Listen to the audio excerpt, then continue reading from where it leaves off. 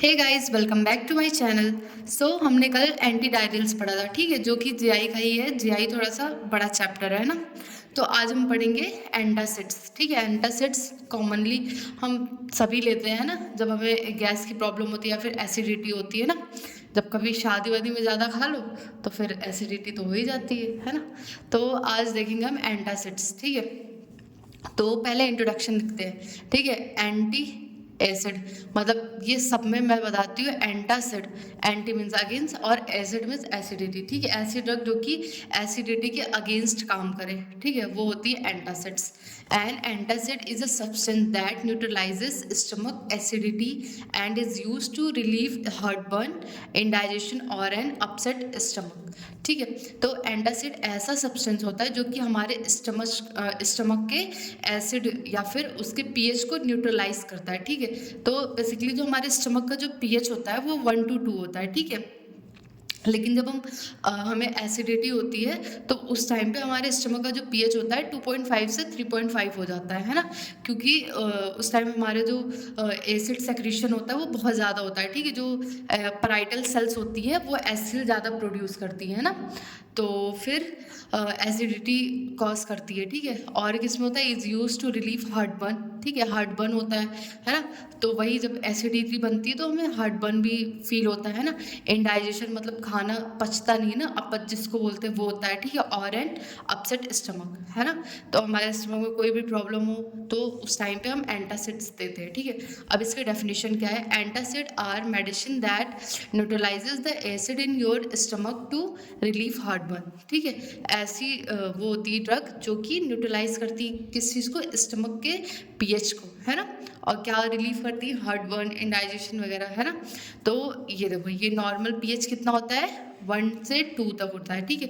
तो एसिडिटी जब हमें कॉज होती है, ठीक है, उस टाइम पे जो स्टमक का जो पीएच होता है वो 2.5 से 3.5 होता है, ठीक है।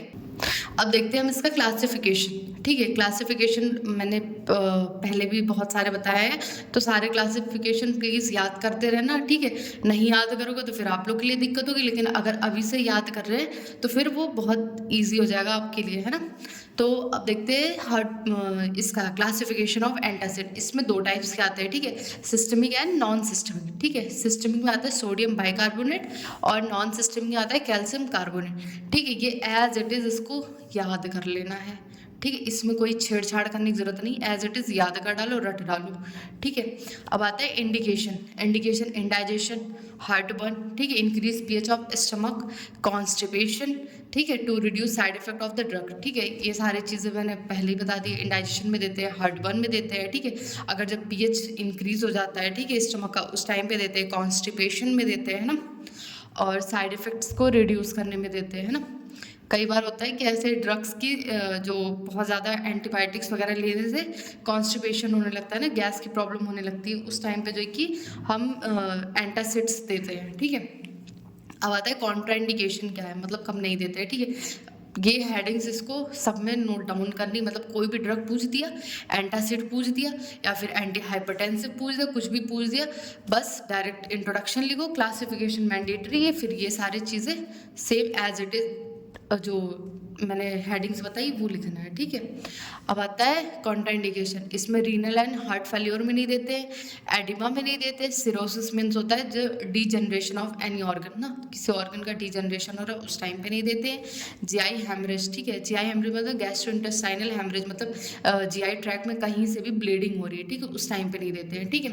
अब आता है नर्सिंग रिस्पॉन्सिबिलिटीज़, ये हमें ऐड ऑन करना है सब में, ठीक है। Take antacid about 1 hour after eating और व्हेन हैव हार्टबर्न, ठीक है। जब हम खाना खाने के बाद लेते हैं, ठीक है, या फिर खाना खाने से पहले, मॉर्निंग में एंटासिड्स वगैरह जो डीएसआर वगैरह होती है वो खाना खाने से पहले मतलब मॉर्निंग में दिया जाता है ना, उस टाइम पे देते हैं। खाना खाने के बाद भी दे सकते हैं, ठीक है। अगर हार्ट बर्न हो रहा है उस टाइम पे भी दे सकते हैं, ठीक है। और इसके नीचे जो सारे एसेस द पेशेंट, ये सारी चीज़ें, ये सारे पॉइंट्स आप नोट डाउन कर लेना, ठीक है। ये हो गया हमारा एंटासिड। अब कल पढ़ेंगे हम पीपीआई, ठीक है, और प्रोटॉन पंप इनहिबिटर्स, और जो है कि वो एंटीपेप्टिक अल्सर्स, है ना।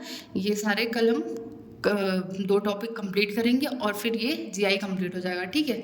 तो इसके जितने भी क्लासिफिकेशन है वो याद कर लेना, ठीक है। वैसे मैं सारे क्लासिफिकेशन एक वीडियो में ही करके कर दूंगी, ठीक है, उससे आपको ईजी होगा। So thank you for watching.